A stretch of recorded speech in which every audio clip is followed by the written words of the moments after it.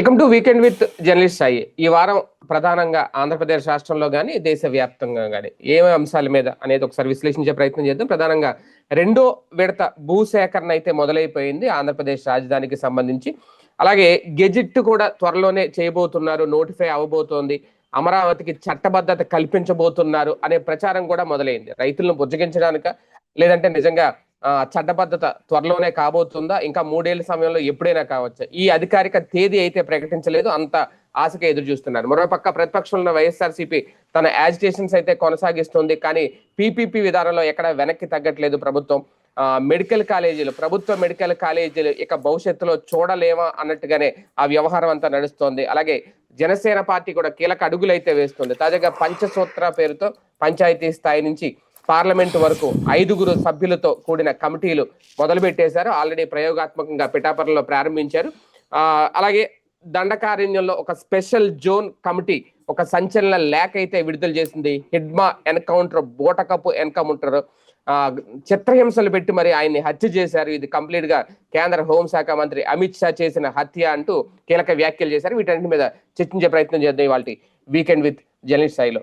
Sir, ముందుగా అమరావతికి సంబంధించి ఒక గెజిట్ విషయంలో కానీ, అంటే చట్టబద్ధత కల్పించే విషయంలో కానీ, రెండో విడత భూసేకరణకు సంబంధించి ఎలాంటి ఇబ్బందులు రాకుండా జాగ్రత్తలు తీసుకుంటుంది ప్రభుత్వం అని అనుకోవాలా? అంటే రైతులకి ఒక రకంగా ఇది అయోమయమా, లేదంటే ఒక శుభ సూచకమా? ఒక కొత్త కన్ఫ్యూజన్ సృష్టించారు. సేమ్ టైం పబ్లిక్లో వస్తున్నటువంటి అన్రెస్ట్ని కాస్త సాల్వ్ చేసే ప్రయత్నం చేశారు. అంటే ఓ రకంగా పాజ్ చేసే ప్రయత్నం చేశారు. ఈ మధ్య కాలంలో ఈవెన్ తెలుగుదేశం అభిమానుల్లో కూడా ఒక కాంట్రవర్సీ స్ప్రెడ్ అవుతుంది. ఏంటంటే చంద్రబాబు గారిది హైదరాబాదు, లోకేష్ గారిది వైజాగ్ అని ముద్రేసుకోవడం కోసం అమరావతిని వదిలేస్తున్నారన్న ప్రచారం స్టార్ట్ చేశారు. ప్రాక్టికల్గా ఏంటంటే అమరావతి ఓ 10 ఏళ్లలో హైదరాబాద్ అయిపోతుందని నమ్మడం అమాయకత్వం. అది నమ్మిన వాళ్ళ తప్పు తప్పించి చెప్పిన వాళ్ళ తప్పు కాదు. మనం మొదటి నుంచి చెప్తూనే వస్తున్నాం. అమరావతి ముందు అసలు మంగళగిరి స్థాయికి వెళ్ళాలా, అసలు ముందు అమరావతికి ఒక రూపం రావాలి. ఆ రూపం పెద్దదా బుడ్డదా? చంద్రబాబు గారే చెప్పినట్టు మున్సిపాలిటీ స్థాయా, లేకపోతే మెట్రో సిటీ స్థాయా? అది ఒకటి స్పష్టత రావాలి. నెంబర్ 2 వచ్చేటప్పటికి ఆ టోటల్ అమరావతి మెట్రో సిటీ స్థాయికి కనుక తీసుకురాగలిగితే డెవలప్మెంట్ ఒక 30-40 ఏళ్లలో సాధ్యం అవుతుంది. అలా కాకుండా 29 గ్రామాల్లో తీసుకుంటే 70 ఏళ్ళైనా 100 ఏళ్ళైనా మ్యాక్సిమం మంగళగిరి, గుంటూరు రేంజ్కి దాటిపోయేటటువంటి పరిస్థితి ఉండదు. ఇది అక్కడ రైతులకు కూడా తెలుసు. రైతులు కోరుకుంటున్నదైతే ఆ 29 గ్రామాలే హైదరాబాదు, బెంగళూరు, చెన్నై అయిపోవాలని కోరుకుంటున్నారు. అలా అసాధ్యం అన్నటువంటిది బాబు గారికి తెలుసు. ఇప్పుడు ఆ కన్ఫ్యూజన్ని మరింత పెంచారు. మేము చట్టబద్ధత కల్పించడం కోసం న్యాయశాఖ ఆల్రెడీ రెఫరెన్స్ అయిపోయింది, న్యాయశాఖ నుండి అటు ప్రభుత్వానికి వెళ్ళిందని. ఏమి ఇచ్చారు వీళ్ళు?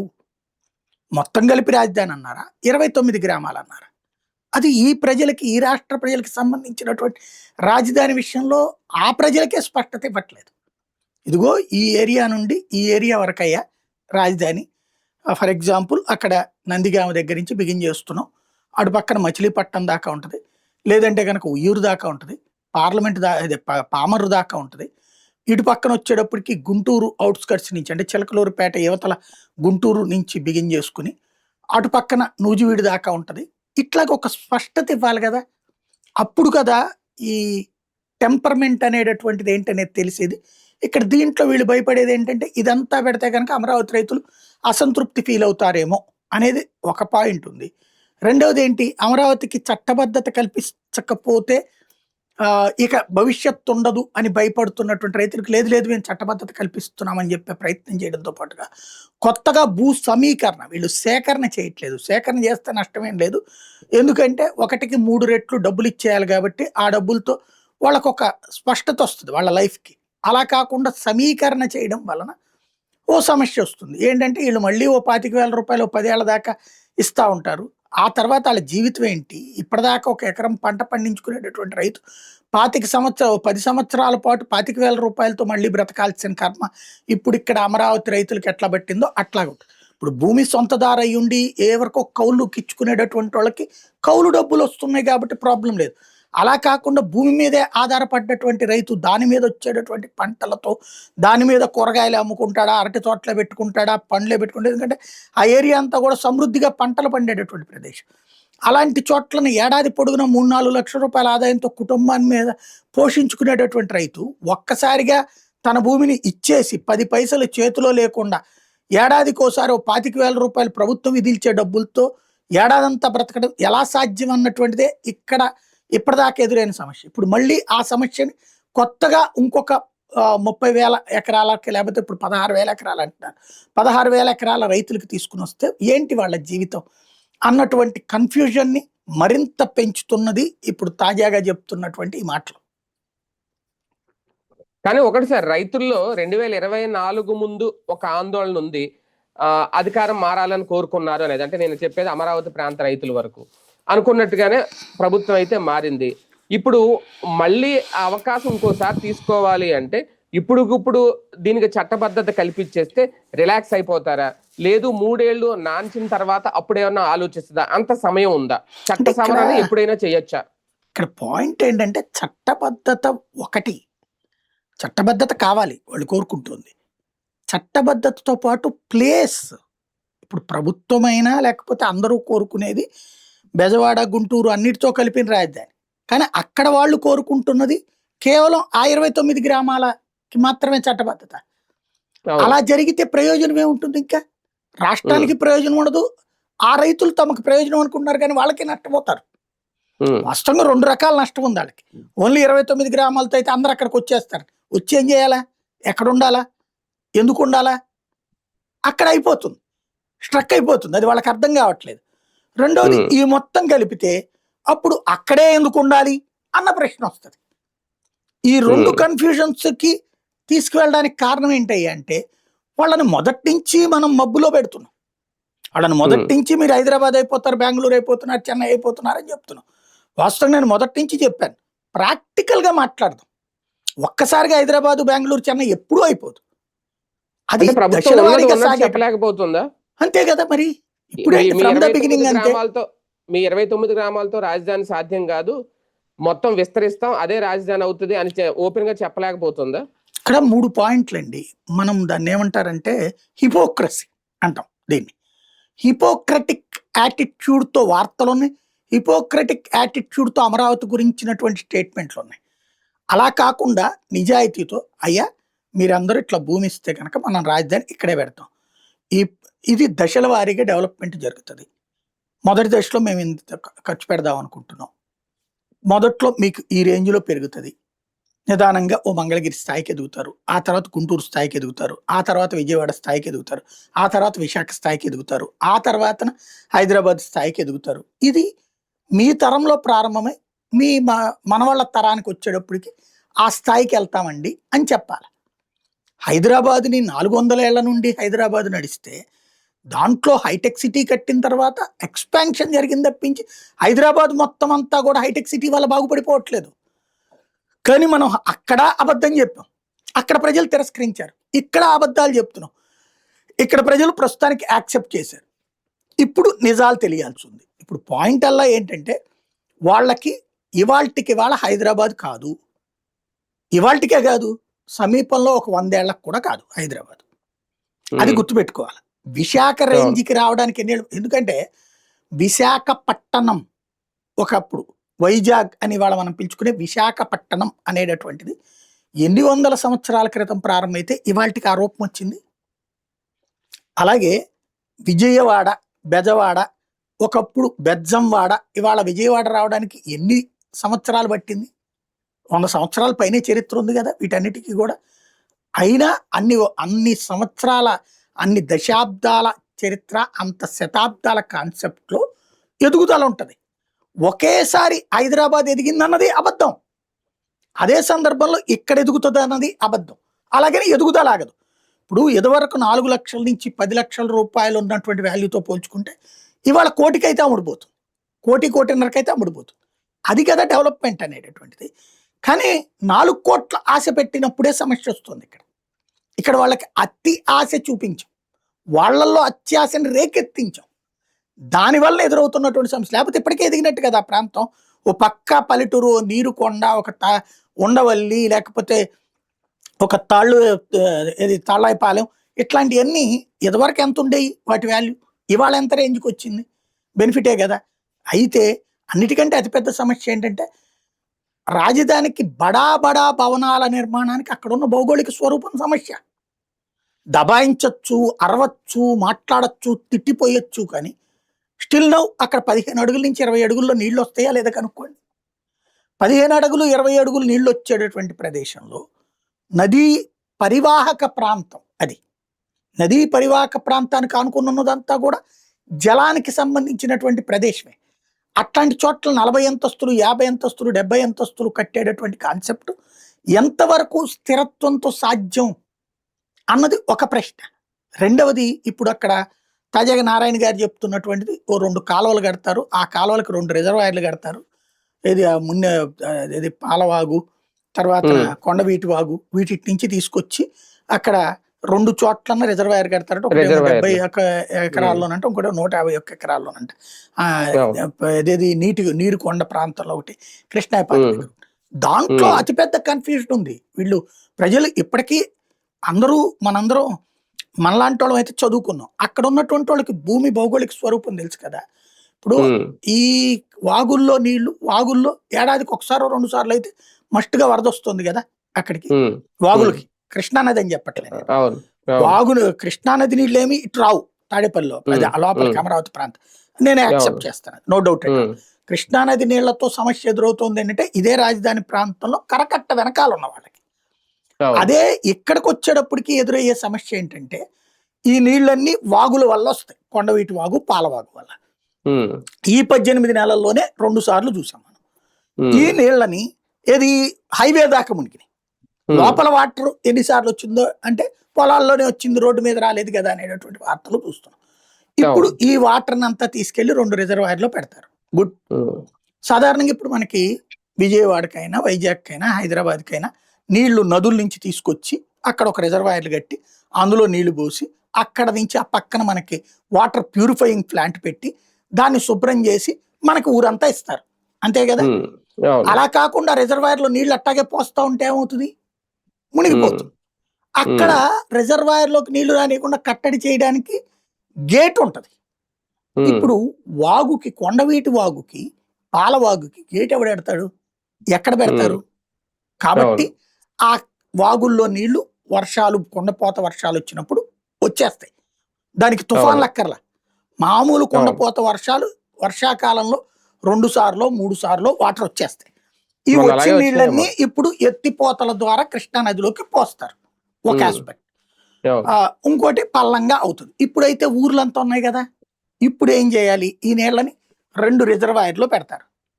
ఆ రిజర్వాయర్లో ఉన్న వాటర్ని ప్యూరిఫై చేసి రాజధాని ప్రాంతం మొత్తానికి మంచినీళ్ళు ఇచ్చారనుకోండి, గుడ్. ఆ ప్లాంట్ కట్టాలి కదా అక్కడ. ఆ ప్లాంట్ ప్రతిపాదన ఇంతవరకు ఏమీ ఆలోచించినట్టు లేరు. అప్పుడు ఏమవుతుంది, రిజర్వాయర్లో నీళ్లు వస్తాయి.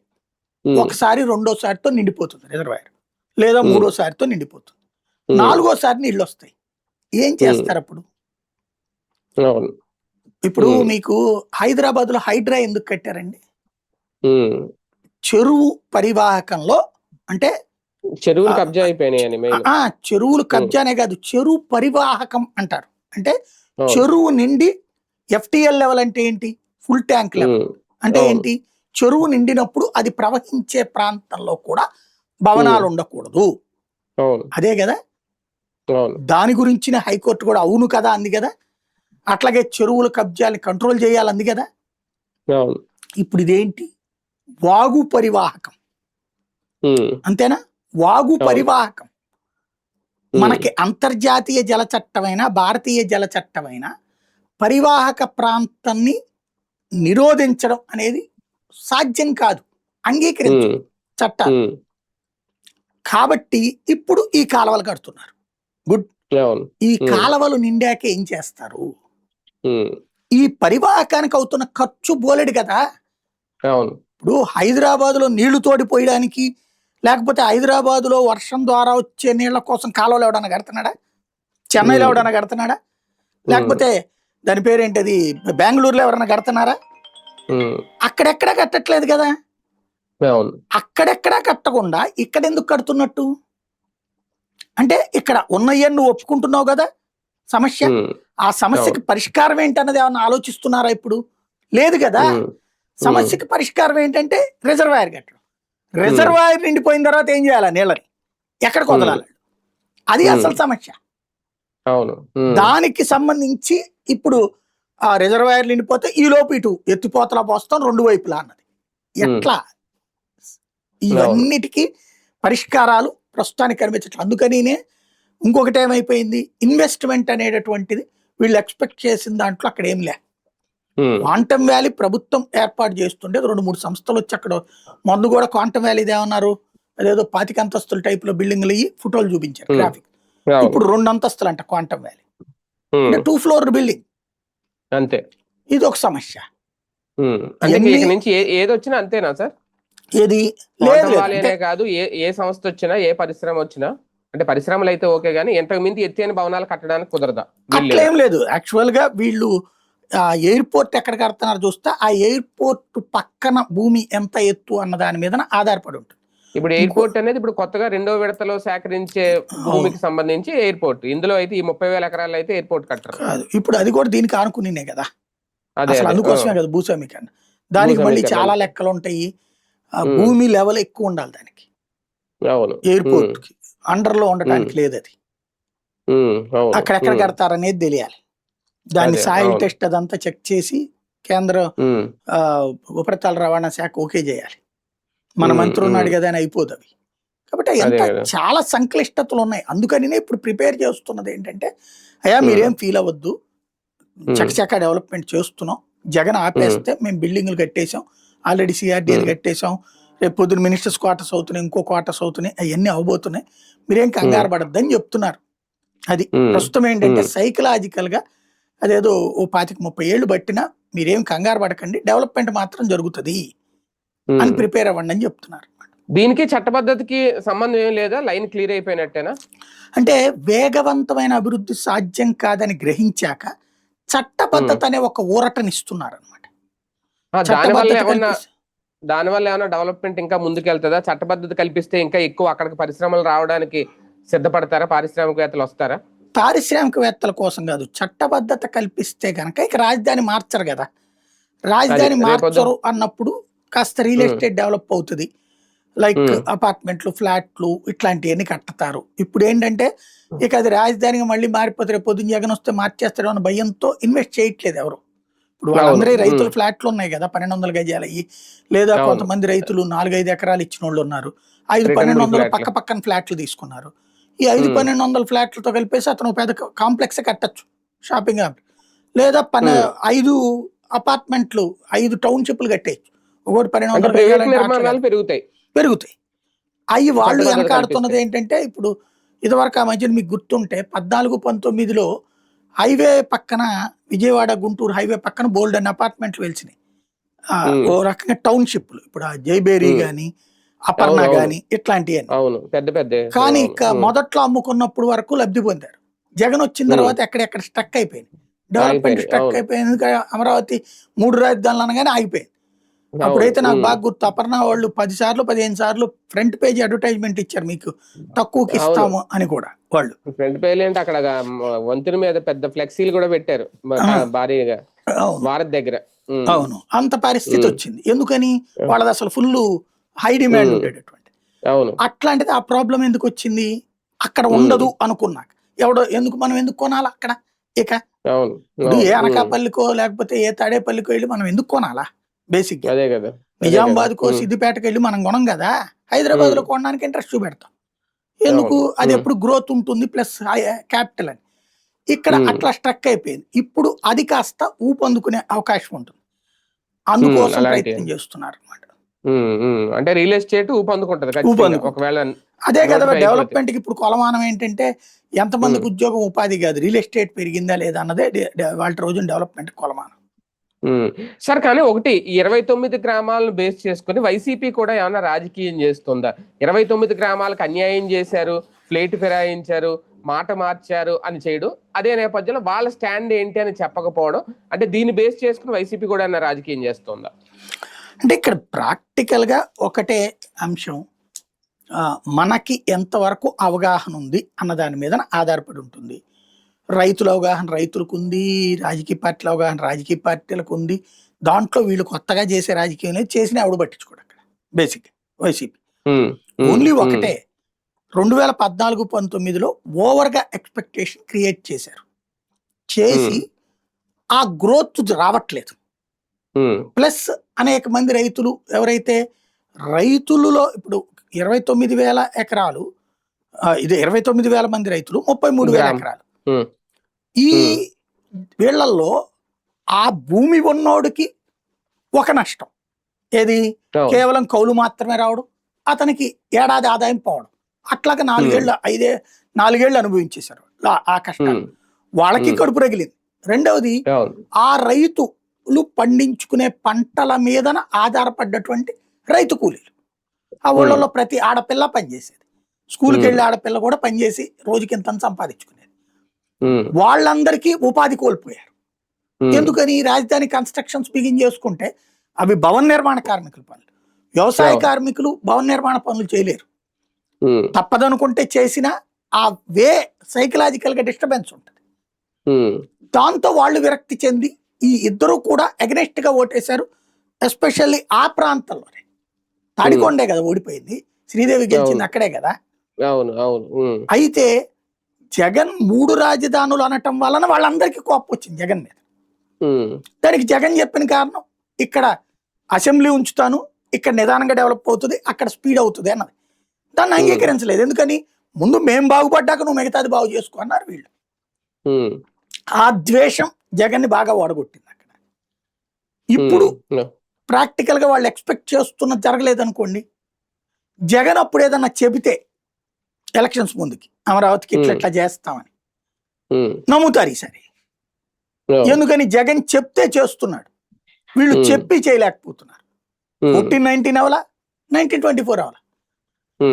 చెప్పడం, వీళ్ళు ఓవర్ ఎక్స్పెక్టేషన్ క్రియేట్ చేయకుండా ఉంటే హ్యాపీ.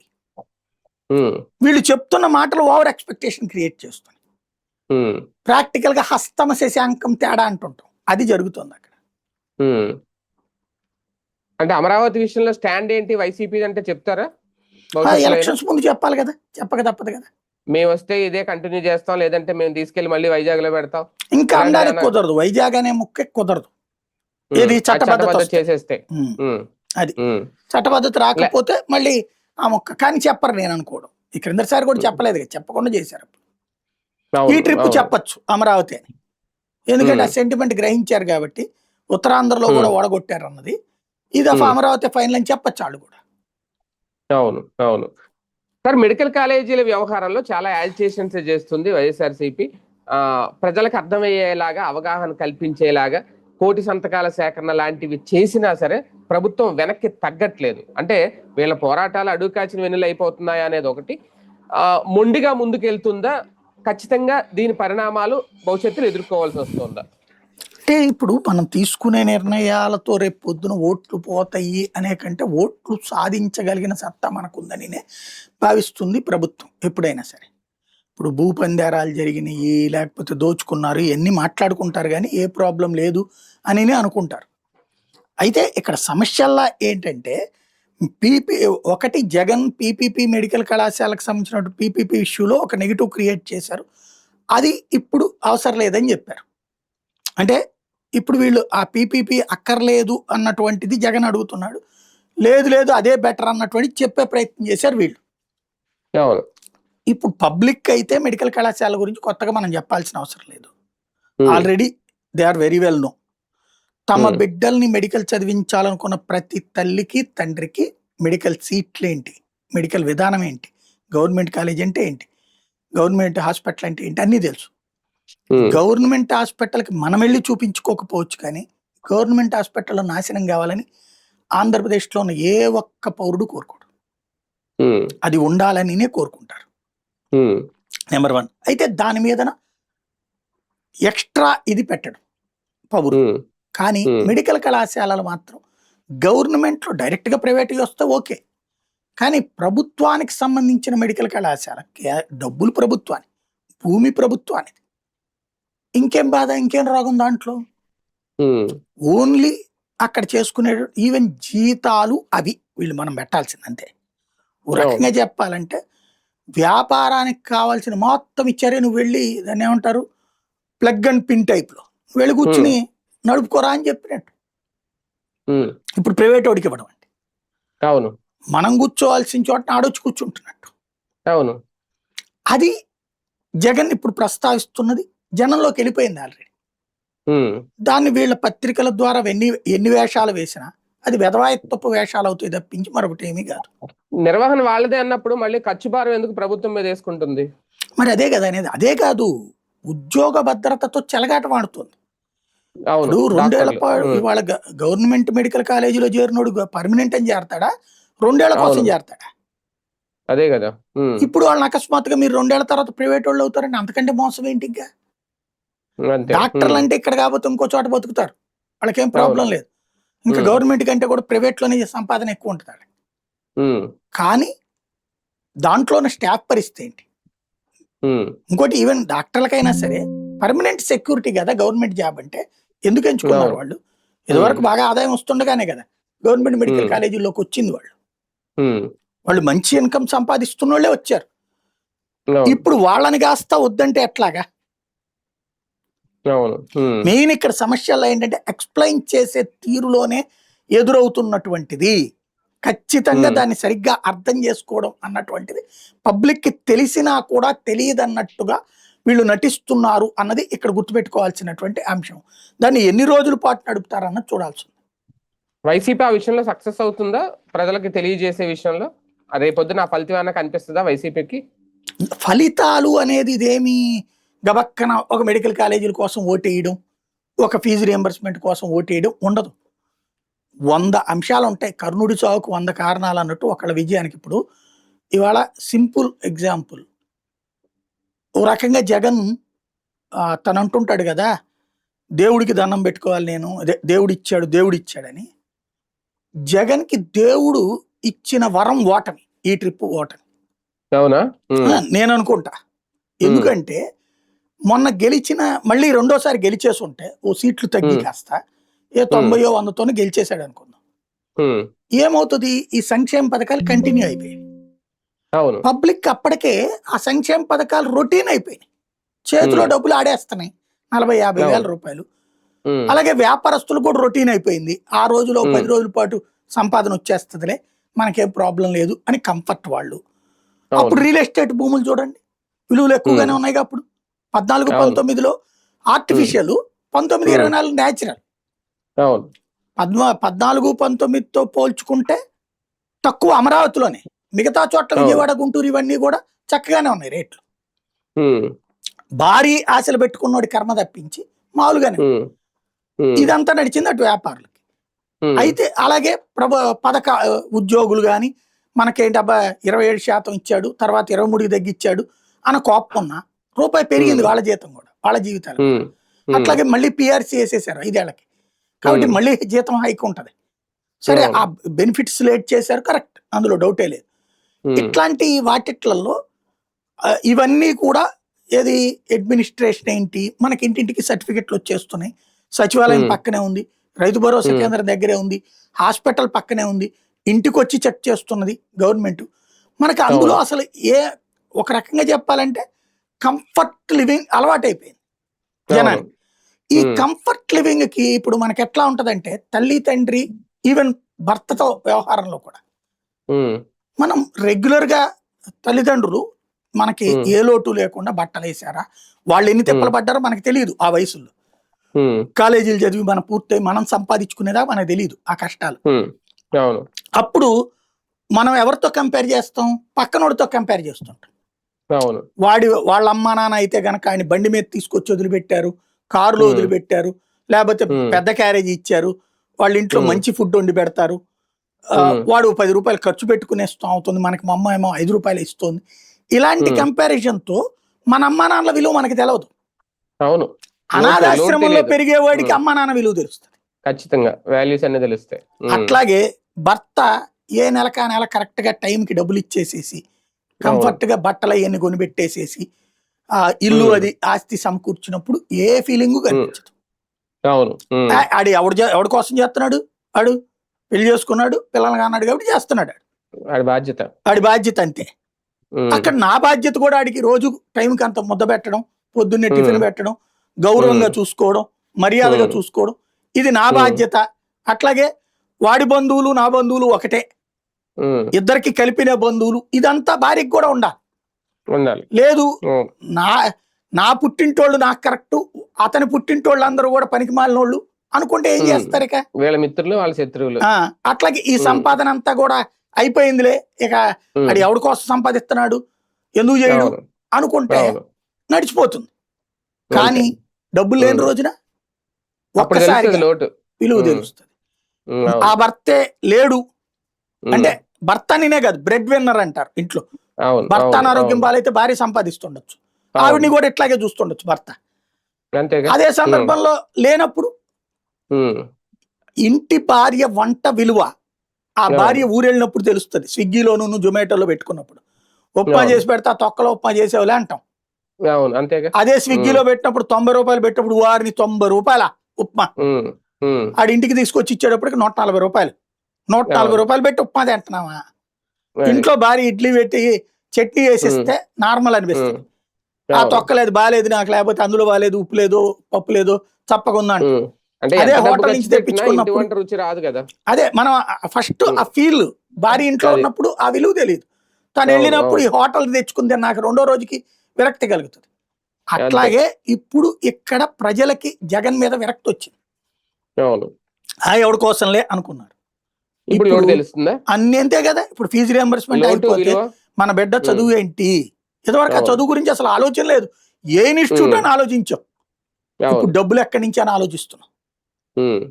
అలాగే ఇదివరకు హాస్పిటల్ ఆరోగ్యశ్రీ అంటే ఏ హాస్పిటల్ అని ఆలోచించాం, ఇప్పుడు హాస్పిటల్ మనల్ని చేర్చుకుంటాడా లేదా, లేకపోతే ఎవరితో చెప్పించుకుని ఏ హాస్పిటల్కి తీసుకెళ్ళాలి, ఈ స్టేజ్కి వచ్చేసింది. ఇప్పుడు ప్రజల్లో ఉంది కానీ సార్, ఇచ్చినా ఇవ్వకపోయినా అది పెద్ద గెలుపోవటముల మీద ప్రభావం చూపించట్లేదు అనడానికి నిదర్శనమా ఈ 2 ఎన్నికలు, 19 గానీ 24 గానీ? అంటే 14లో ప్రభుత్వం దగ్గర పథకాలు అప్పుడే బిగినైనాయి వాస్తవంగా, కానీ చెప్పిన వాటిది ఎక్కువ ఎక్స్పెక్టేషన్ క్రియేట్ చేసి ఫైనల్ గా అందులో 10% కూడా ఇవ్వాల.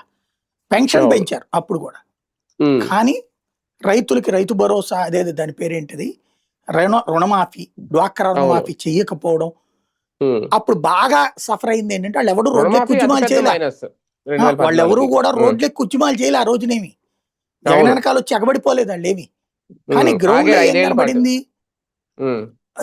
అబ్బా అసలు వాళ్ళకి తిరుగులేదని అనిపించింది మనకి. ఇక అసలు జగన్ మొహం చూస్తాడని అనిపించింది. ఎందుకని వాళ్ళు మీడియాతో కవరేజ్ చేశారు. ఆర్థిక పరిస్థితి సంక్షోభంలో ఉన్నా సరే రుణమాఫీ సగటు ఎంతని ఇచ్చాడు, ఇచ్చేశారు అన్నట్టే చెప్పారు. మనందరం కూడా అదే అనుకున్నాం, పేపర్లో చదివి రుణమాఫీ అయిపోయిందంట అనుకున్నాం. విడతల వారీగా మొదలు పెట్టారు, ముందు 10,000 ఇలాగా. అంతే, డ్వాక్రా వాళ్ళకు కూడా 10,000 వామ్మో, జీవితంలో ఎవడన్నా 10,000 ఇస్తాడరా ఫ్రీగా అని అనుకున్నాం మనం. కానీ వాళ్ళ ఎక్స్పెక్టేషన్ కి అది రీచ్ కాకపోయేటప్పటికి ఎంత దారుణంగా ఓడగొట్టారు. అప్పటికి ప్రభుత్వ వ్యతిరేక ఓటు చేల్చడానికి పవన్ కళ్యాణ్ ఎంత ప్రయత్నించినా కూడా జరిగింది. అప్పుడు అదే జగన్మోహన్ రెడ్డి అంత స్థాయిలో అధికారంలోకి వచ్చి ఇంత చేసినా కూడా ఎక్కడ ప్రాబ్లం వచ్చింది? ట్రీట్మెంట్.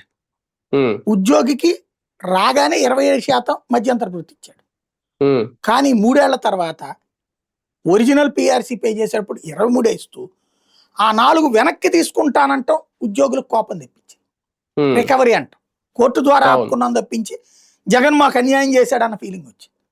అంతే తప్పించి 23 రూపాయలు పెంచాడు అంటే చంద్రబాబు 41 పెంచాడు కదా, 43 పెంచాడు కదా అన్నారు. అంతేగాని చంద్రబాబు రెండో విడతది పెంచడానికి ఒప్పుకోలేదు. అంతకుముందు ఎందుకు పెంచాడు ఆయన? కేంద్ర ప్రభుత్వం ఆ డబ్బులు రెవెన్యూలో పెట్టుకుంటుంది కాబట్టి నా చేతిలో మట్టే ఏం సమస్య లేదు కదా అని పెంచేశాడు ఆయన. అందులో కేసీఆర్ కూడా పెంచడం వల్ల, కేసీఆర్ కూడా పెంచాడు కాబట్టి ఆ పేరు అటు నేను కూడా అంతకంటే ఎక్కువ పెంచి చూపెట్టాలి అన్నటువంటి చేశాడు ఆయన.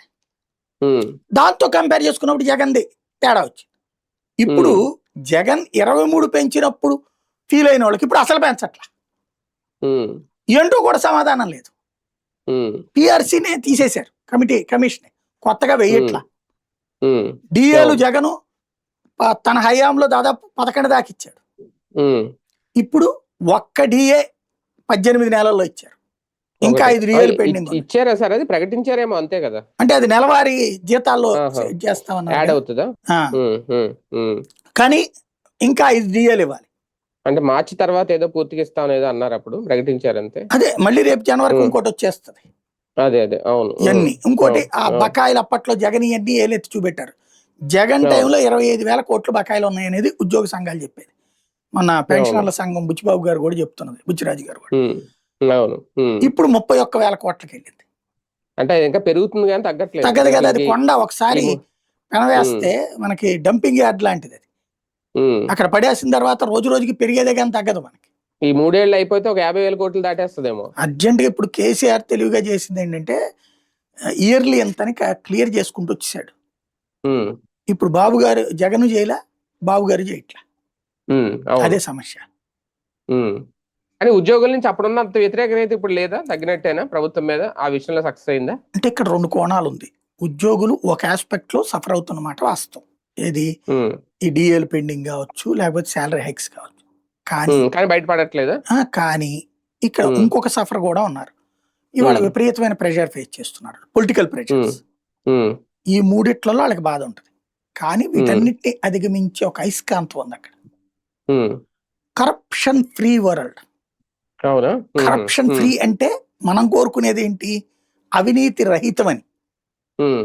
కరప్షన్ ఫ్రీగా చేసుకోవడానికి ఒప్పుకుంటున్నారు అక్కడ. రాజకీయ నాయకులు, అధికారులు కుమ్మక్కై కరప్షన్ చేస్తున్నారు అక్కడ, డబ్బులు సంపాదించుకుంటున్నారు. ఇప్పుడు జీతం మీద కంగారు పడాల్సిన పనేంలే, జీతం బానే వస్తుంది. కానీ అప్పుడు ఓపీఎస్ గురించి, అదే సిపిఎస్ రద్దు చేయాలనో, ఓపీఎస్ ఇవ్వాలనో, లేదంటే పిఆర్సీ రోడ్ ఎక్కి చెలో విజయవాడ పెట్టి టీచర్లు ఒక ఉద్యమం, వీళ్ళకు అంత హడావుడు చేశారు కదా. ఇప్పుడు మరి ఎంత జరుగుతున్నా ఎంత సైలెంట్ గా ఎందుకుంటున్నారు? మొన్న ఒకటి చేశారనుకోండి, యాజ్ చేసిన అంత మించి ఏం లేదు కదా. నేను చెప్పాను కదా, ఇక్కడ ఇవాళ కంఫర్ట్ సర్దుకుపోతున్నారా? లంచాలు రానటువంటి ఉద్యోగులలో మాత్రమే అసంతృప్తి ఉంది. అంటే కొన్ని డిపార్ట్మెంట్లో లంచాలు రావు కొంతమంది సిబ్బందికి. లంచాలు వచ్చేటటువంటి డిపార్ట్మెంట్లో ఉద్యోగులు అయితే అసలు ఉద్యమాలు కాదు కదా, ఉండనీయమంటారు. ఇట్లాగే ఇప్పుడు ఒక మ్యూటేషన్ ఉందండి. రాజకీయ నాయకుడు చెప్పేస్తే ఏం చేసే ఇట్లాళ్ళు, రాజకీయ నాయకుడు కమిషన్ రాజకీయ నాయకుడిదే, వీళ్ళ కమిషన్ వీళ్ళదే. ఒక మ్యూటేషన్ చేసినందుక, ఒక ఇంటి పర్మిషనా, ఒక స్థలం పర్మిషనా, ప్రతి దానికి కరప్షన్, సర్టిఫికేట్ దగ్గర నుంచి ప్రతి దానికి. ఆ డబ్బులు వాళ్ళు సంపాదించుకుంటున్న వాళ్ళకైతే గనక ఈ పిఆర్సీ ఇవన్నీ పెద్ద లెక్కగా, అవి ఎట్టాగు తర్వాత ఏదో కోర్టులు వేసుకుని మనం తెచ్చుకోవచ్చు అనుకుంటారు. ఇప్పుడైతే సంపాదన ఉన్నోడికి ఏ ప్రాబ్లం లేదు. కాకపోతే ఆ భవిష్యత్తులో అవుతుందిలే, చేస్తారులే, ఎలక్షన్ ముందు చేస్తారులే చంద్రబాబు అనే నమ్మకం ఉంది వాళ్ళకి. ఒక రకంగా ఫ్రీ హ్యాండ్ ఇచ్చేసారు, అందుకని సైలెంట్ అయిపోయారు ఉద్యోగులు. సార్, ఒకటి నిజంగా ఫీజు రియంబర్స్మెంట్ విషయంలో వైసీపీ కూడా ఇంకా చేతులు ఎత్తేసిందా పోరాటాలు చేసి? అంటే ఇంకేం చేయాలి వాళ్ళు? ఖర్చు పెట్టి పీక మీద ఏమైనా తెప్పిస్తారేంటి డబ్బులు? ధర్నా చేస్తారు, ఉద్యమం చేస్తారు, ప్రెస్ మీట్ పెడతారు, అంతే కదా వాళ్ళు చేయగలిగారు. జనం ఇక్కడ డిసైడ్ చేసుకోవాలి. ఫీజు రియంబర్స్మెంట్ లో బకాయి పెరుగుతోంది కానీ తగ్గట్లేదు. ముందు అన్నిటికంటే సమస్య ఏంటంటే ఫీజు రియంబర్స్మెంట్, ఆరోగ్యశ్రీ అనేది ఆగితే జనానికి డైరెక్ట్ గా నెత్తిన తలకాయ పగలగొట్టినట్టు. ఇప్పుడు ఇవాళ ఉన్నటువంటి వాళ్ళల్లో 100కి 80 మందికి పిల్లలు ఉన్నారు. ఆ పిల్లలు స్కూల్లో చదివితే అమ్మఒడి, కాలేజీలో చదివితే ఇది. వీళ్ళు కనీసం 1 కోటి కుటుంబాలు ఉంటాయి కదా, స్కూలు, కాలేజీ, ఇవి. స్కూలు పిల్లల వరకు వదిలేయండి, కంఫర్ట్. ఇప్పుడు అమ్మఒడి వచ్చింది మొన్న, ఎంతమంది ఉంటే అంతమందికి కంఫర్ట్, కాబట్టి వాళ్ళ నుంచి ఏ ప్రాబ్లం లేదు. కానీ ఇంటర్మీడియట్ నుంచి పీజీ దాకా ఫీజు రియంబర్స్మెంట్ ఆగిపోయింది. ఈ డబ్బులు ఉంటేనే చదివించుకోవాలి. కాలేజీలు ఇప్పుడు ఏం చెప్తున్నాయి, మీరు డబ్బులు కట్టే చేరండి అంతే, లేదా ప్రెషర్ చేస్తే చేర్చుకుంటాం ఫీజు రియంబర్స్మెంట్ పేరుతో. కానీ ఆ తర్వాత ఏరియాలో మీకు ఇప్పుడు సెమిస్టర్ సిస్టమ్స్ కదా, 6 నెలలు, అప్పటికి హాల్ టికెట్లు కావాలని నువ్వు డబ్బులు కట్టాల్సింది. ఉమ్, అంతే. ఇప్పుడు మనకి ఎట్లా అనిపిస్తుంది అంటే ఇవాళ నేనే చూస్తా, ఉమ్, ఇవాళ నేను ఓ 5,000 10,000 ఫీజు కట్టడం నా పెద్ద కష్టం కాదు, నా ఉమ్, పిల్లలకు అవును. నేనైనా కట్టుకోవడానికైనా. ఇవాళ ఉమ్, నేను వరకు ఓకే, కానీ ఒకప్పుడు నేను నా పిల్లల ఫీజు గురించి చాలా తిప్పలు పడ్డా. అవును. వాళ్ళ కాలేజీనో యూనివర్సిటీనో చదువుతున్నప్పుడు అవును. చాలా జాగ్రత్తలు ఆలోచించాల్సి వచ్చింది. యూనిఫామ్ ఏంటి, బండి ఏంటి, డబ్బులేంటి అన్నటువంటిది. క్రెడిట్ కార్డులే పెట్టానా, అప్పులే పెట్టానా, ఇవన్నీ చెప్పుకుంటే జరిగేవి కాదు. ఎవడు కొంపలు ఉమ్, ఏం లేవు పోరా అంటారు ఎవడైనా. దీంట్లో ఏం ఎక్స్పెక్ట్ చేస్తాం? నెంబర్ 1. నెంబర్ 2, నేను చదువుకున్నప్పుడు నాన్నకి వచ్చే గుమస్తాగా వచ్చే జీతంలో నుంచి ఆయన ఫీజుకు పుస్తకాలకి, అదేది ఇప్పుడు మన న్యూస్ ప్రింట్ పేపర్ అంటారు కదా, అవునవును. న్యూస్ ప్రింట్ పేపర్ కిలోల లెక్కన అమ్ముతారు. అంటే పేపర్లో అవును. పేపర్లు ప్రింట్ చేస్తారు కదా, అవును, అది అంత వైట్ ఒక ఉండదు. సైడు వైట్ ఉంటది. ఆ వైట్ ఉండదు. ఒక సైడు వైట్ది, దానికి మళ్ళీ బాల్ పెన్ తప్పించి ఇంక పెన్ పనికిరాదు. అవునవును. అవి కొనుక్కుని నేనే బైండింగ్ షాప్ లో పనిచేశాను కాబట్టి అందులో అవును. వాళ్ళతో మాట్లాడుకుని ఆ ఎడ్జెస్ కట్ చేయించుకుని, పిన్ కొట్టించుకుని, క్యాల్కో ఉమ్, పెట్టించుకుని, పైన ఉమ్, చేసేసుకుని తక్కువ ఉమ్, డబ్బులతో బుక్స్ కొనుక్కోవడం. ఇప్పుడు వాటిని రఫ్ బుక్లు అంటున్నారులేండి ఇప్పుడు. అప్పుడు ఒరిజినల్ బుక్లు అయ్యే నాకు అవునవును. నా అది ఇంటర్మీడియట్ డిగ్రీలో. అవునవును. తర్వాత ఆ ఏమన్నా రిఫరెన్స్ బుక్స్ కొనుక్కోవాలి, టెక్స్ట్ బుక్లే కొనుక్కునేవాడిని అన్ని. నేను సెకండ్ హ్యాండ్ కొనుక్కునేవాడిని గాంధీనగర్ వెళ్ళి. అన్ని కూడా ఫస్ట్ హ్యాండ్ కొనే స్తోమత ఉండేది కాదు. అవును. అది దానికి ఎఫర్ట్కి నేను మళ్ళీ ఆ తర్వాత కాలేజీకి వెళ్ళినప్పుడు ఎంతో కొంత ఖర్చులు అవుతాయి. దానికోసం నేను ఈ ట్యూషన్స్ చెప్పేవాడిని. అలాగని ఇంట్లో వాళ్ళు ఇవ్వలేదంటే వెరితాను. వాళ్ళు ఆ అమౌంట్ ఇవ్వగలుగుతారు, కానీ అదనాలు అడగలేను నేను అక్కడ. అప్పుడు ఎంత 300 500 ఫీజులు. వాటికి నానా తిప్పలు పడేవాళ్ళు. నెలకి నేను కష్టపడి ట్యూషన్ చెప్తే 100 రూపాయలు మిగిలేదు నాకు. అంటే కష్టపడి పని చేసే వాళ్ళకి అదనపు ఇన్కమ్ ఉండదు కాబట్టి మనం కూడా అదనంగా డబ్బులు అడగలేము ఇంట్లో. అది 100 రూపాయలు మాత్రమే నెలకి నాకు సంపాదన అప్పుడు, ఏది ట్యూషన్. అంతే. ఆ 100 రూపాయలతో నా పై ఖర్చులు గడిచేది. అది అన్ని తిప్పలు పడినటువంటి మనకి ఎడ్యుకేషన్ అలాగే గట్టిగా ఏదో తిప్పలు పడి కానిచ్చాం. ఇవాళ రోజున పరిస్థితి ఏంటి? ఇవాళ ఒక్కసారి చదువు ఆగిపోతే నువ్వు అంత డబ్బులు కట్టాల్సిందో 30,000 రూపాయలు, ఓ 15,000 రూపాయలు అంటే 15,000 చాలా పెద్ద అమౌంట్ అండి పేదలకి. అవును, అంతే. 15,000 ఏం చిన్నది కాదు. మనకి ఆ 15,000 అని అంటారా అంటాం. ఇప్పుడు నిన్న చూడండి అఖండ సినిమాకి 50 కోట్లు అంట దానికి కట్టాల్సిన. 50 కోట్ల కోసం సినిమా ఆగిపోయింది. ఎన్ని కోట్ల మంది బాలయ్య అభిమానులు ఫీల్ అయ్యి ఉంటారు? ఫీల్ అవుతున్నారు ఆల్రెడీ. ఇప్పుడు ఈ పాటికి రిలీజ్ అవ్వాలి కదా. అదే అట్లాంటిది ఎందుకు మరి ఇద్దరు మనసులు దెబ్బకొట్టినట్టే కదా. గాయపడిపోయింది. అట్లాగే ఆరోగ్యశ్రీలు, ఫీజు రియంబర్స్మెంట్లు, ఎంతమంది జీవితాలతో ఆటలు. దానికి అసలు వీళ్ళ దగ్గర సొల్యూషన్ ఏంటో కూడా చెప్పట్లేదు. ఇప్పుడు ఆరోగ్యశ్రీ అదేదో హెల్త్ కార్డ్ అంటారు, బానే ఉంది. హాస్పిటల్కి వెళ్ళి కనుక్కోండి ఓసారి. హాస్పిటళ్లలో ఈ హెల్త్ కార్డులకి ఇప్పుడు ఎక్కడో ఎందుకు గవర్నమెంట్ ఎంప్లాయీస్ హెల్త్ కార్డు ఉంది, చేర్చుకుంటున్నారని కనుక్కోమనండి. కానీ ఒకటి సార్, ఇదే కాదు, రైతుల విషయంలో ప్రభుత్వం అంటే ఇది వైఫల్యం అనాలా లేదంటే పట్టించుకోవట్లేదు అనాలా? ఇప్పటికీ కూడా నిన్న కాక మొన్న అనుకుంటా ఆ మోందా తుఫాను బాధితులకి ఇవ్వాల్సింది ముందు 5,000 కోట్లు అన్నారు. మళ్ళీ మరి వీళ్లే రాశారు. ఆ లెక్క ఏంటో నాకు తెలియలేదు తేడా. మళ్ళీ 6,000 కోట్ల చిల్లర రాశారు. కేంద్రాన్ని అడిగారు, ఇంకా ఇవ్వలేదు. కేంద్రాన్ని అడుగుతున్నారు. మోందా తుఫాన్ అయిపోయింది, పంట నష్టపోయే వాళ్ళు నష్టపోయారు. ఏదో కొంచెం మిగిలిన వాళ్ళు మళ్ళీ ఆ ధాన్యాన్ని ఆరబెట్టుకుని రోడ్డు మీద వేసుకున్నారు. మళ్ళీ దిత్వా తుఫాన్ ఎఫెక్ట్తో మళ్ళీ ఇవన్నీ జరిగిపోతున్నాయి, కానీ అది రావట్లేదు. మొన్న జగన్మోహన్ రెడ్డి గారు ఈ మోందా తుఫాన్ రైతులు పరామర్శకు వెళ్ళినప్పుడు చాలా మంది చెప్పింది ఇదే, మాకు కూడా తెలియదండి ఇలాంటి ప్రకృతి విపత్తులు జరిగినప్పుడు మీరు ఆ క్రాప్ ఇన్సూరెన్స్ చేయించారని, ఆ డబ్బులు పడిపోతే మేము తీసేసుకున్నాం తప్ప మీరు చేశారని మాకు తెలియదు అనేది. అదేదో ఒక ఆటోమేషన్ విధానం లాగా జరిగిపోయింది. కానీ ఇప్పుడు ఇంకా ఒక రూపాయి కూడా వాళ్ళ ఖాతాలో పడలేదు, ఇస్తారన్న పరిహారం కూడా ఇవ్వలేదు. ఎలా చూడాలి దీన్ని? ఇక్కడ నేను చెప్పాను కదా, మీడియాకి అవగాహన లోపం వచ్చేసింది. వీళ్ళు చెప్పే దాంట్లో కూడా అర్థమయ్యేలా చెప్పట్లేదు. జగన్ చేసిన పని ఏంటంటే మనకి ఈ ఇన్సూరెన్స్, క్రాప్ ఇన్సూరెన్స్ లో ప్రభుత్వం వాటా, రైతు వాటా అని ఉంటది. రైతు ఎకరాకి 500, 700, 1,200, 1,500 ఆ పంటల్ని బట్టి పెట్టాల్సి వస్తుంది. అక్కడ అమౌంట్ కట్టాలి. ఇటు ప్రభుత్వం దానికి యాడ్ చేసి కట్టాలి. అవును. రైతు ఓ పక్కన ఆ టైంలో విత్తనాలకే తిప్పలు పడతాడు. మనం ఏమనుకుంటాం అంటే ఆ 1500 ఎంత, 2000 ఎంత అని మనం అనేసుకుంటాం కానీ కూర్చుని. రైతుకి అదే ఎక్కువ. రైతుకి చాలా ఎక్కువ అండి అది. అవును. ఆ తిప్పలు పడేటటువంటి రైతుకి ఉమ్, అదనం ఇది. ఉమ్, కాబట్టి ఇది పోయినప్పుడు చూసుకుంటాలో ముందు అంటే మనకి పెళ్ళప్పుడు భరణం గురించి మాట్లాడితే ఎట్టుంటది, ఉమ్, ఉమ్, రేపు ఉమ్, మనం అవును. విడాకులు తీసుకుంటే అట్లాగే ఆలోచిస్తాడు ఏ రైతైనా సరే. అంతే కదా. దాంతో ఇన్సూరెన్సులు అందరు కట్టరు, కట్టకపోతే డబ్బులు రావు. ఉమ్, రెండోది కట్టినా ఆ పంటకి సంబంధించి మినిమం ఇంత లాస్ అయితేనే ఇస్తారు ఇన్సూరెన్స్ కంపెనీ. ఉమ్, ఉమ్, పూర్తిగా ఇస్తారంటే లేదు, ప్రభుత్వం ఒత్తిడి వీటన్నిటి మీద ఆధారపడి ఉంటుంది. అవును. దీనికి ప్రతి ఏడాది కూడా కొన్ని వందల కోట్ల రూపాయలు ప్రభుత్వం ఉమ్, డబ్బులు పోస్తుంది. జగన్ అది ఉమ్, లెక్క తీసాడు.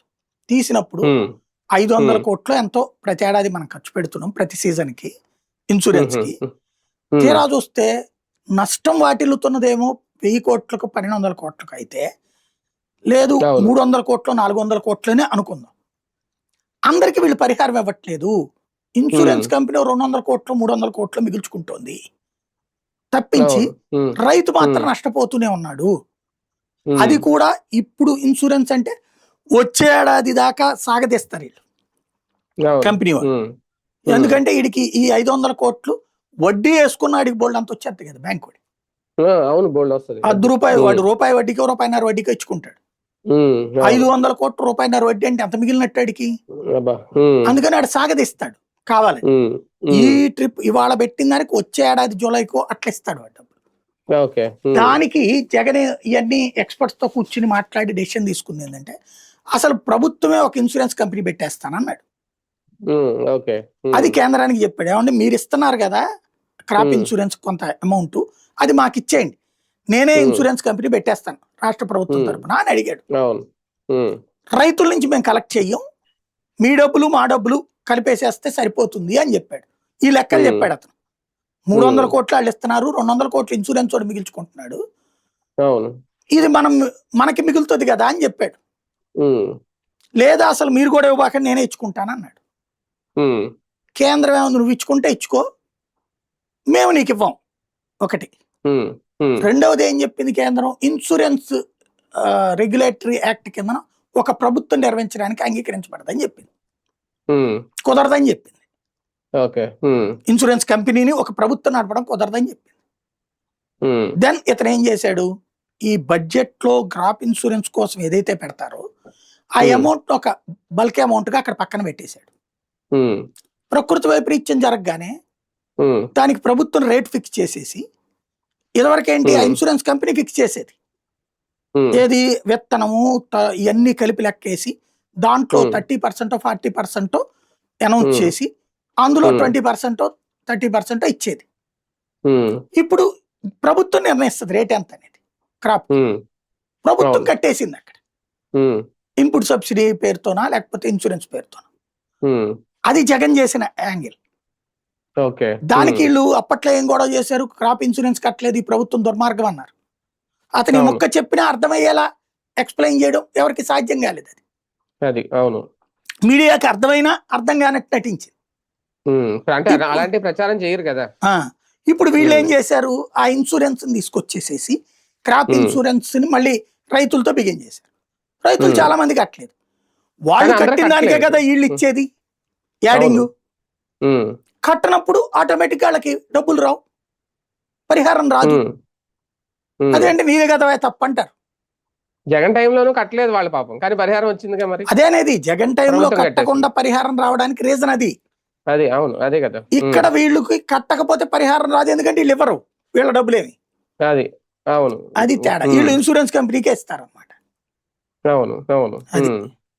కానీ మోందా తుఫాను సంబంధించి ఇంకా అంటే కేంద్రం జాప్యంగానే చూపిస్తారా వీళ్ళు, రాష్ట్ర ప్రభుత్వం ఏమి ముందు ఒక అడుగు అయ్యిదా ఇవ్వడానికి ఇంకా. అంతే కదా, వీళ్ళకి ఫ్రమ్ ద బిగినింగ్ అది అలవాటే. ఇప్పుడు మొక్కజొన్న రైతు ఇబ్బంది పడ్డాడు, ఓ లెటర్ తీసుకెళ్లి కృష్ణదేవరాయలు గారు ఇచ్చారు మంత్రికి. టమోటా రైతు ఇబ్బంది పడ్డాడు, ఓ లెటర్ తీసుకెళ్లి ఇచ్చారు. మిర్చి రైతు ఇబ్బంది పడ్డాడు, ఓ లెటర్ తీసుకెళ్లి ఇచ్చారు. పరిష్కారం అయిపోయినట్టే పేపర్లో. కేంద్రం జోక్యం చేసుకోమని తీవ్రంగా చెప్పారు అని రాస్తారు అంతే. అరటి రైతు రోడ్డును పడుతున్నాడు, మన మామిడి రైతు రోడ్డును పడుతున్నారు, ఓ పక్క వరి రైతులు రోడ్డున పడుతున్నారు. కాకపోతే ఎక్కడ ఏం కనిపించట్లేదు దీనికి నాకు పరిష్కారం. అనిపించేది ఏంటంటే వీళ్ళు మనం మ్యానిపులేటెడ్ పాలిటిక్స్ చేయగలం అన్నటువంటి అంత పిచ్చి నమ్మకాన్ని పక్కన పెడితే చక్కగా జరిగిపోతుంది కదా సింపుల్గా. ఎందుకంటే ఇప్పుడు ఇంత డబ్బులు ఇంత చేస్తున్నప్పుడు ఓ సిస్టంలోకి ఎంటర్ అయితే అయిపోతుంది కదా. వీళ్ళు ఎందుకు చెయ్యరు ఉమ్, అన్నదే అర్థం కాదు. అవును, ఆ, అదే కదా. వాళ్ళతో మన వాళ్ళు అనుకుంటే అయిపోతుంది కదా పని. ఉమ్, ఇంకోటి అదే కదా. నీకే వస్తది కదా పేరు. ఇప్పుడు ఆ రైతు దగ్గరికి వెళ్ళి ₹10 అమ్ముకుంటున్నాడు. అయ్యా నేను ఉమ్, 10 రూపాయలకు కొంటాను నాకి అని ప్రభుత్వం ఉమ్, మార్కెట్ ద్వారా తీసుకుని ఇక్కడ ఉమ్, మన గుళ్ళ దగ్గర అమ్ముకుంటారు కదా పళ్ళు, లేకపోతే మన అవును, మార్కెట్లో అమ్ముకుంటారు కదా. ఆ అవును, షాపుల ఉమ్, వాళ్ళందరికీ మార్కెట్ ద్వారా వేసి ఉమ్, ₹15 తీసుకుంటే ట్రాన్స్పోర్టేషన్ ఉమ్, ఖర్చులు వచ్చేస్తాయిగా. ఉమ్, వాళ్ళతో మీరు ₹25 అమ్మండి అయ్యా అని ఉమ్, చెప్పారనుకోండి, జనానికి కూడా అవును, తక్కువ రేటుకి వచ్చినట్టే కదా. ఉమ్, అవసరమైతే ఓ బోర్డు పెట్టండి అయ్యా, చంద్రబాబు గారి అరటిపండు పథకం, ఉమ్, పవన్ కళ్యాణ్ గారి అరటిపండు పథకం, లేకపోతే కూటమి అరటిపళ్ళు అని పెట్టు బోర్డు. ఉమ్, ఉమ్, ఇక్కడ కూడా నీకు పేరు వస్తుందిగా. పోని ఓ స్టిక్కర్ అతికిచ్చి పెట్టు. అవును, ఉమ్, ఉమ్, అటు రైతు బాగుపడతాడు, అవును, ఇటు ప్రజలు బాగుపడతారు. మధ్యలో దళారీ వాడేమన్నా నీకు ఓటేస్తాడా? ఉమ్, ఆడేమన్నా ఓటు తెచ్చి పెడతాడా? ఎందుకు ఉమ్. ఆడి కోసం మనం తాపత్రయపడుతున్నాం అర్థం కాదు. జగన్ కోసం, జగన్ కోసం ఇన్ని సమస్యలు వేచి చూస్తున్నాయా? ఆయన ఎప్పుడు ప్రజల్లోకి వస్తారు అనేది. అంటే విద్యార్థుల సమస్యల దగ్గర నుంచి, రైతుల సమస్యల దగ్గర నుంచి చాలానే ఉన్నాయి. ఆయన పాదయాత్ర చేస్తారా, జిల్లా పర్యటనలు చేస్తారా అంటే ఇంకా అఫీషియల్ గా డేట్ ప్రకటించలేదు, కానీ ఒక 2 ఏళ్లకు సరిపడే సమస్యలు అయితే సిద్ధం అవుతున్నాయా? ఇక్కడ బేసిక్ గా ఒకటి, జనం ఇంతకుముందు చంద్రబాబు గారిని వేచి చూడరు, జగన్ని వేచి చూడరు. తమకైన నష్టం ఏంటి, లాభం ఏంటి. ఈ ప్రభుత్వం వచ్చాక తను కంఫర్ట్గా ఉన్నాను జనం ఫీల్ అయ్యారు అనుకోండి, రేపు ఓటు ఈ ప్రభుత్వానికి వేస్తారు. ఉమ్. లేదు ఈ ప్రభుత్వంతో మాకేమి నచ్చలేదు అనుకున్నారు అనుకోండి, ఓటు మారిపోతుంది. అయితే అంటే మేము వస్తే వీళ్ళు ఏం చేస్తామని చెప్తారు కదా జగన్, దానికోసం నేననేది ఎదురు చూస్తారా అన్నది. అయ్యేంటి ఎవడో ఉమ్, ఎదురు చూడ్డం. అప్పుడు ఉమ్, ఉమ్, ఇతను అయితే వీళ్ళిద్దరిలో కంపేర్ చేస్తే జగన్ ఎక్కువ నమ్ముతారు. అతను మాట చెప్తే గ్యారంటీ చేస్తాడు అనేది. ఉమ్, వీళ్ళు ఉమ్, చెప్తే చేసేది 20% అని తెలిసినా మొన్న ఓటేశారు. ఈ అవును, ట్రిప్ ఉమ్, మారుంటారు పవన్ ఉన్నాడు పక్కన అని. ఉమ్, అవలేదు ఉమ్, కదా బేసిక్ గా. ఉమ్. అంటే అయితే పవన్ చూసి నమ్మారా? అంతే కదా. జగన్ ఉమ్, పాదయాత్ర నేను అనుకోవడం ఏంటంటే, ఇప్పుడు నాకు వినబడుతున్నది, ఢిల్లీలో వినబడుతున్నది, ఉమ్. 28లో జమిలీ ఎలక్షన్ జరిగే అవకాశం ఉంది అంటున్నారు. 28లో 27 ఎండింగ్ గాని, 27 డిసెంబర్ ఉమ్, గాని, 28 ఉమ్. మార్చిలోకి గాని. అంటే ఇంకా తెలంగాణ ఎన్నికలు కలిసిపోతాయి. ఎందుకంటే ఉమ్, రేపు కలిసి వస్తాయి. వచ్చే 26th ఏప్రిల్ నుంచి జనగణన జరుగుతుంది. ఉమ్, 27th ఏప్రిల్కి అయిపోతుంది అది జనగణన. ఉమ్, ఆ తర్వాత ఉమ్, 6 months లో ఇవి జరుగుతున్నాయి, నియోజకవర్గాల ఉమ్, పునర్విభజన. ఉమ్, అయితే ఇక్కడ 2 కోణాలు కనబడుతుంది. నియోజకవర్గాల పునర్విభజన ఎబేయన్స్లో పెట్టి 28లో 27లో ఎన్నికలకు వెళ్ళి అయ్యాక అమలు. ఇప్పుడు మహిళా రిజర్వేషన్స్ ఎట్లయితే నియోజకవర్గాల పునర్విభజన తర్వాత చేస్తామన్నారు కదా, ఉమ్, అందుకోసం ఆ తర్వాత జరుగుతుంది. ఎందుకంటే కొన్ని సెక్షన్స్ ఆఫ్ ఓట్స్ పెరుగుతున్నాయట, ఉమ్, సీట్లు ఉమ్, పెరుగుతాయట. ఏదో SC/ST సీట్లు 28% దాకా పెరుగుతాయి అన్న ప్రచారం నడుస్తుంది. ఎందుకంటే జనాభా సంఖ్య అంత పెరిగిందట SC/STలో 28%. ఓకే. అట్లాగే ఈ మైనారిటీ సంఖ్య కూడా పెరిగింది. కాబట్టి వాళ్ళకి సీట్లు ఎక్స్ట్రా అవుతాయి. ఇప్పుడు ఆయా వర్గాల్లో ఉన్న పట్టు ఇవన్నీ లెక్కలేసుకునేసి ఎలక్షన్స్ అయిపోయాక అది అమలు చేస్తామని చెప్పి ముందస్తుకెళ్తారా, లేకపోతే నియోజకవర్గాల పునర్విభజన చేసి 2028లో ముందస్తు ఎన్నికలకు వెళ్తారా? అంటే జనగణన కులగణన కూడా పూర్తి అయిపోతాయి 26 అంతే కదా, 27 అయిపోతుంది. అది జరిగింది అనుకోండి, జగన్ పాదయాత్ర ముందే బిగిన్ అవ్వాలి, 27లోనే బిగిన్ అయిపోవాలి. లేదు అనుకోండి 28లో బిగిన్ అవ్వాలి. ఏడాదిన్నర చేస్తారు జనం. అంటే ఈసారి 5,000 కిలోమీటర్లు లేదు అంటున్నారు కదా. అదే ఏడాదిన్నర చేస్తారు. ఏముందండి, రోజుకి 10 కిలోమీటర్లు 15 కిలోమీటర్లు వేసుకోండి. రోజుకి 10 కిలోమీటర్లు అంటే నెలకు 300 కిలోమీటర్లు. ఏడాదికి 3,600 అయిపోయింది కదా. ఏడాదిన్నరకు 5,000 కిలోమీటర్లు అయిపోయినట్టే కదా ఆటోమేటిక్. 10 కిలోమీటర్లు అంటే ఉంది, చాలా సింపుల్ సరిగ్గా చెప్పాలి. కాకపోతే జనము, క్రౌడ్, హడావిడి ఉంటది. అవును. జనసేన విషయంలో తీసుకుంటే సార్, పవన్ కళ్యాణ్ గారు ఏమైనా దూకుడు పెంచారా, లేదంటే ఆయన ఆలోచన విధానంలో ఏమైనా మార్పులు వస్తున్నాయి? ఈ పంచసూత్ర అనే కమిటీ వేయడం కానీ, మొన్నటి నుంచి ఈ మధ్య కాలంలో ఇప్పుడు మన తెలంగాణకు సంబంధించి కొన్ని కీలక వ్యాఖ్యలు చేశారు రాజోలు వెళ్ళినప్పుడు. కోనసీమ దిష్టి తగిలింది తెలంగాణ అది. అంటే ఆయన యాక్టివిటీ పెరిగింది ఇవన్నీ చూసినప్పుడు. ఓకే, అది మంచిగా చెడుగా ఎలాంటి ఫలితాన్ని ఇస్తుంది అనేది తర్వాత సంగతి. కాకపోతే ఆయన ఆలోచన ఏంటి, ఆయన వ్యూహం ఏంటి, ఆయన విధానం ఏమన్నా మారుతుందా అనేది ఏమన్నా సంకేతమా దీనికి? గవర్నమెంట్ ఏర్పడిన తర్వాత నుంచి ఓ రకంగా తన సినిమా ప్రపంచంలో పడిపోయినటువంటి పవన్ కళ్యాణ్ ఇప్పుడు నిజమైనటువంటి రాజకీయ తన బాధ్యత నిర్వర్తిస్తున్నారు. మంత్రిగా తను సైన్స్ అండ్ టెక్నాలజీకి సంబంధించిన మంత్రి కూడా ఆయన అన్న సంగతి చాలా మందికి ఐడియా లేదు. మొన్న వాళ్ళతో సైన్స్ అండ్ టెక్నాలజీ స్టాఫ్తో మీటింగ్స్ పెట్టి అది రివ్యూ చేసుకొచ్చారు. పర్యావరణం రివ్యూ చేస్తున్నారు, పంచాయతీరాజ్ చేస్తున్నారు, అటవీ చేస్తున్నారు. తన శాఖల విషయంలో తనని తప్పు పట్టడానికి ఏం లేదు, సిస్టమేటిక్ గా చేసుకెళ్తున్నారు. సరే, అవి పూర్తిగా ప్రజలకి అనుగుణంగా మారిపోయినాయా లేదా అంటే కాలం చెప్పాల్సిందే గాని మనం చెప్పడానికి ఏం లేదు అందులో.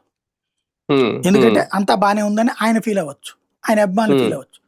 నిజమా కాదా అన్నప్పుడు పబ్లిక్ ఫీల్ అవ్వాలి ఆ ప్రయోజనం. గ్రామీణ ప్రాంతాల్లో నిజంగానే పంచాయతీలన్నిటికీ నిధులు వచ్చేసేసి రోడ్లన్నీ వాళ్ళే వేసుకోగలిగి, కాలువలన్నీ వాళ్ళే కట్టుకోగలిగి అక్కడ పనులన్నీ జరిగిపోతున్నాయి అనుకోండి, పవన్ కళ్యాణ్ అద్భుతం చేసినట్టు. వచ్చిన డబ్బులన్నీ జీతాలకు సరిపోయి ఏ పని చేయలేకపోతున్నారు అనుకోండి, పవన్ కళ్యాణ్ ఫెయిల్ అయినట్టు. వాస్తవంగా ఆయనకి సంబంధం ఉండదు అది, కానీ ఫెయిల్ అయినట్టు అవుతుంది. కాబట్టి అది ఏంటనేది రాబోయే రోజుల్లో ప్రాక్టికల్గా ఉంటుంది. కాకపోతే ఆయన సిన్సియర్గా పనిచేస్తున్నారు. దాంతోపాటు రాజకీయ యాక్టివిటీ పరంగా పబ్లిక్ ని కన్విన్స్ చేసే ప్రయత్నం చేస్తున్నారు. ఎప్పటికిప్పుడు ఎన్నికలు జరిగినా ఎప్పుడు జరిగినా సరే మనం మమ్మల్నే ఎన్నుకోండి మీరు అంటే ప్రిపేర్డ్ గా ఉండాలి. అంటే సైకలాజికల్ గా జగన్ మంచోడు కాదు, జగన్ వస్తే నాశనం చేసేస్తాడు, జగన్ చుట్టూ ఉన్నోళ్ళు మంచోళ్ళు కాదు, వాళ్ళందరూ దుర్మార్గులు, మేమందరం సన్మార్గులము, మాలో మాకు కొన్ని లోపాలు ఉంటే మేము సరి చేసుకుంటా ఉంటాము, మా అందరికంటే పెద్ద సన్మార్గుడు చంద్రబాబు గారు, ఆయన మార్గదర్శనంలో నేను కూడా నడుస్తున్నాను, ఆయన దగ్గర నేను కూడా నేర్చుకుంటాను అని తెలుగుదేశం వాళ్ళని సంతృప్తి పరుస్తూ మనం స్ట్రాంగ్ గా ఉండాలయ్యా, మనం బాబు గారి నాయకత్వంలో పనిచేద్దామని తన క్యాడర్ని ఒప్పిస్తున్నారు.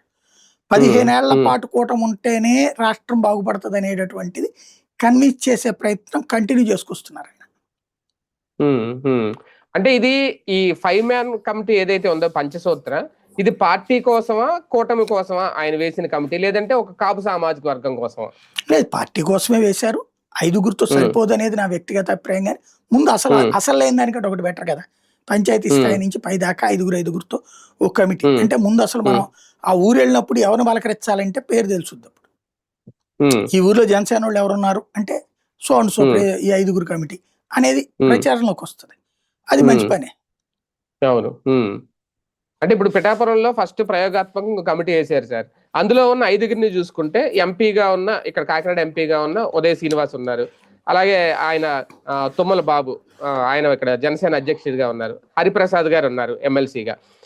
మాజీ ఎమ్మెల్యే మొన్నటి వరకు వైసీపీలో ఉన్న పెండెం దొరబాబు, అలాగే ఓదూరి కిషోర్. వీళ్ళని చూసుకున్నప్పుడు వీళ్ళందరూ కాపు సామాజిక వర్గమే, వేరే వర్గం వాళ్ళకి అవకాశం ఇవ్వలేదు. ఓకే, ఒక వీర మహిళ అని అన్నారు, నెక్స్ట్ నియోజకవర్గాలు వేసినప్పుడు వాళ్ళని ఏమన్నా తీసుకుంటారేమో. అంటే సామాజిక సమీకరణలు చూసినప్పుడు ఇది ఎలా చూడాలి అంటే బేసిక్ గా పిఠాపురం వచ్చేటప్పటికి డిఫరెంట్. ఓ రకంగా on behalf of Pawan Kalyan వాళ్ళు పనిచేసి పెడతారు అంతే. కానీ మిగతా నియోజకవర్గాలు అట్లా ఉండదు నేను అనుకోవడం. టాప్ 5 సామాజిక వర్గాలను తీసుకుంటారేమో, మేబీ టాప్ 5 సామాజిక వర్గాలు తీసుకుంటారేమో. మామూలుగా అయితే 15-20 మందిని పెడితే 15 సామాజిక వర్గాలు కౌంట్ అవుతుంది. అసలు ఈయన సామాజిక వర్గాన్ని కౌంట్ గా తీసుకోరు, అది మొదటి నుంచి ఉన్నది. ఇప్పుడు లేకపోతే మంత్రివర్గంలో 3 ఇప్పుడు ఉన్నది. కందులు దుర్గేష్ సామాజిక వర్గం, ఈయనే సామాజిక వర్గం. జనసేన నుంచి 3 ఉంటే 3 ఓసీనే, 2 కాపు, 1 అమ్మాయి. వీళ్ళ పార్టీ నుంచి ఒక ఎస్సీకో ఒక ఎస్టీకో ఇప్పించలేదు కదా, అదే కదా. ఆయన అది కౌంట్ అయ్యారు. టోటల్ గవర్నెన్స్ వచ్చినప్పుడు లెక్కేసుకోవాలనుకుంటారు. కాబట్టి అది ఇంతకు ముందు కూడా ఇప్పుడు లేకపోతే అలా రాష్ట్ర కమిటీ ఉంది, దాంట్లో కుల సమీకరణం ఎక్కడ. ఇంకోటి అసలు పవన్ కళ్యాణ్, నాగబాబు, తర్వాత ఆయన పేరేంటది, వీళ్ళిద్దరూ మెయిన్ నడిపించేది. నాదెళ్ల మనోహర్, కందుల దుర్గేష్, ఈ 4 అనుకుందాం. వీళ్ళలో వేరే సామాజిక వర్గాలు ఏమున్నాయి? లేరు, అదే కదా. కాబట్టి ఆయన అసలు అది లైట్ తీసుకుంటాడు. పట్టించుకోరు. ఉమ్, ఉమ్, జనం ఉమ్. పట్టించుకుంటారా లేదా అన్నది భవిష్యత్తు చెప్తుంది. అండ్ అలాగని కాపు సామాజిక వర్గం అయినా ఓన్ చేసేసుకున్నట్టేనా జనసేనని? ఏది కాపు సామాజిక వర్గం ఆల్రెడీ ఓన్ చేసుకుంది. అది కంటిన్యూ అవుతుందా లేదా అనేటటువంటిది రేపటి దీంట్లో తెలుస్తుంది, నెక్స్ట్ ఉమ్, టైంలో. ఉమ్, అది ఉమ్, మెయిన్. ఉమ్, ఉమ్. సరే, ఈ వారంలో మావోయిస్టుల అలజడి ఒక రకంగా ఇంకా అయిపోతుందేమో, తగ్గిపోతుందేమో అని అనుకున్నారు. కానీ తాజాగా వాళ్ళు విడుదల చేసిన ఒక లేఖ ఏదైతే ఉందో, మొత్తం హెడ్మా ఎన్కౌంటర్ ఫేక్ అని, ఆయన్ని 3 రోజుల పాటు తీసుకెళ్లి చిత్రహింసలు పెట్టి మరి అది హత్య చేశారు, ఎన్కౌంటర్ కాదు, అది హత్య చేయబడ్డారు అని చెప్పడం, ఆ లేఖ విడుదల చేయడం వాళ్ళ ఉనికిని బలంగా చాటుకునే ప్రయత్నమా, వాళ్ళ వ్యూహం ఏమన్నా ఇంకా ఉంది అని అనుకోవాలా? అంటే బేసిక్గా ఇంకా మళ్ళీ కొంతమంది లొంగిపోవడానికి ప్రయత్నిస్తున్నారు కదా, వాళ్ళకి బెదిరించడం, మిమ్మల్ని కూడా ఉమ్, వాళ్ళు చంపేస్తారు అని చెప్పేసి. ఉమ్, రెండవది ఒక సింపతి క్రియేట్ చేయడం, మేబీ అయ్యి ఉండొచ్చునేమో, మనం చెప్పలేము. ఉమ్, ఉమ్. మరి అదే నిజమైతే గనక ఎందుకు వీళ్ళు పిటిషన్లు వేయలా? అర్బన్ నక్సలైట్లు ఉన్నారు కదా, అవును. వాస్తవంగా నక్సలైట్లు అడవుల్లో ఉంటే వాళ్ళ తరపున డబ్బులు కలెక్ట్ చేసి పంపించే బ్యాచే అర్బన్ నక్సల్స్. వాళ్ళు ఉమ్, బహిరంగ సమాజంలోనే నక్సలైట్ల గురించి ఓపెన్ గానే మాట్లాడతారు, వాళ్ళు కరెక్ట్, వాళ్ళ సిద్ధాంతం వాళ్ళదే అని చెప్పేసి. అవును. వాళ్ళు కోర్టులో వేస్తారు కదా కేసులు, ఎందుకు వేయలేదు? ఈ పోస్ట్ మార్టం చేయించాలి సపరేట్ గా ఉమ్, అనేసి. ఉమ్. అంత్యక్రియలు ఎవరి చేత చేయించాలన్న దాని మీద జరిగింది, వేగంగా అవును, చేయించాలి దాన్ని. అవును. ఇట్లాగ హింస పెట్టారు, కొట్టి చంపారు, పోస్ట్ మార్టం అట్లా చేయాలి ఆ రూట్ లో అడగలేదు కదా. అడిగితే గతంలో అవును. అట్లాంటి తీర్పులు ఇచ్చిన సందర్భాలు చాలా ఉన్నాయి. ఉమ్, ఇంకోటి, ఇతను అంత్యక్రియలు కూడా మూల జరిగిపోయినాయి మారేడుమిల్లి దగ్గర. ఉమ్. అవును, అవును. ఉమ్. ఏ కేజీహెచ్ కో తీసుకొచ్చి ఎక్స్పర్టైజేషన్ తో చేయించాలని ఎవరు అడగలేదు ఏంటి? అదే కదా. ఉమ్, అంటే అర్బన్ నక్సల్స్ కూడా భయపడిపోయారు అప్పుడు. ఉమ్, ఒకటి, హెడ్మాన్ అట్లాగా క్రూరంగా చంపితే తప్పే.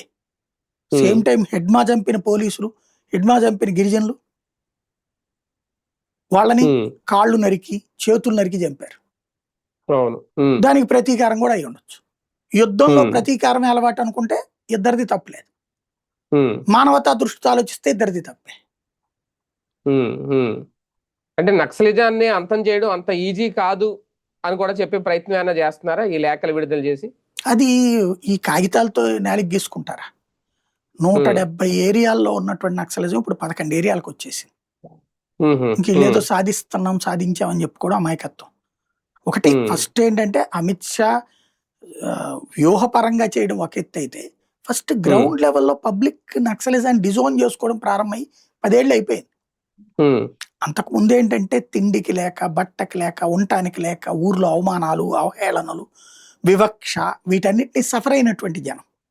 ఉమ్, ఆ జనం పక్షాన్ని నక్సలైట్లు పోరాడుతున్నప్పుడు తమ హీరోల కిందన, వీరుల కిందన చూశారు జనం, నిజం. ఉమ్. బట్ ఇవాళ రోజున అట్లాంటి వాతావరణం లేదు కదా. అవును. ఉమ్, కాబట్టి రెండోది సంక్షేమ పథకాలు లాంటి, ఇదివరకటి ఉమ్, రోజుల్లో నక్సలైట్లతో చెప్పిస్తే తమకు పని అవుతుంది అనేటటువంటి ఒక ధైర్యం ఉండేది.